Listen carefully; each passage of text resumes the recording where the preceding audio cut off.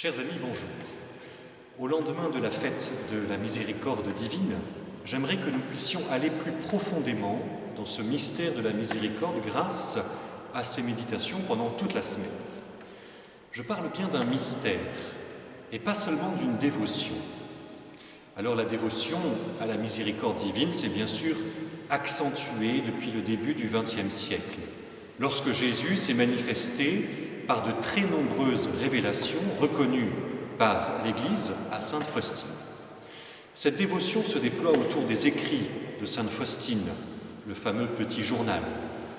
Elle se déploie autour du chapelet de la miséricorde, du tableau de Jésus miséricordieux qui se trouve ici, et bien sûr du formidable élan que Saint Jean-Paul II a donné à cette spiritualité de la miséricorde, qu'il désignait comme l'ultime planche de salut pour le 3e millénaire.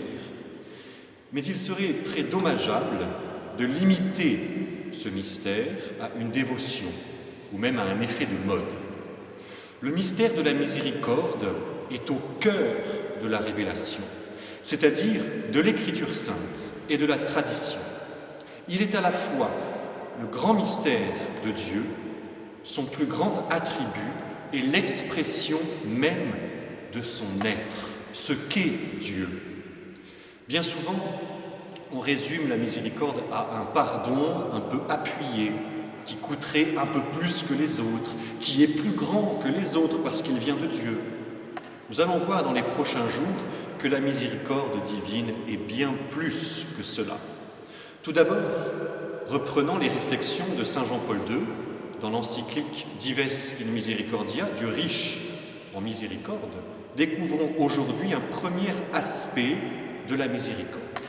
C'est la fidélité. Ce premier aspect se résume certainement le mieux dans l'histoire du peuple juif et de Dieu. Israël est en effet le peuple de l'alliance avec Dieu. Et cette alliance a été brisée à de très nombreuses fois. Et à chaque prise de conscience de cette infidélité, Dieu envoie au peuple qu'il a élu des prophètes pour lui rappeler cette alliance, cet amour qu'il a pour son peuple.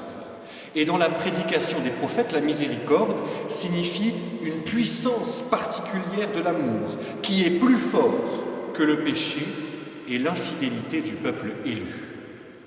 Le Seigneur aime Israël d'un amour d'élection particulier, semblable à l'amour d'un époux pour son épouse.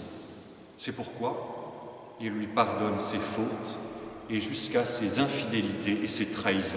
S'il se trouve en face de la pénitence, de la conversion authentique, Dieu rétablit de nouveau son peuple dans sa grâce.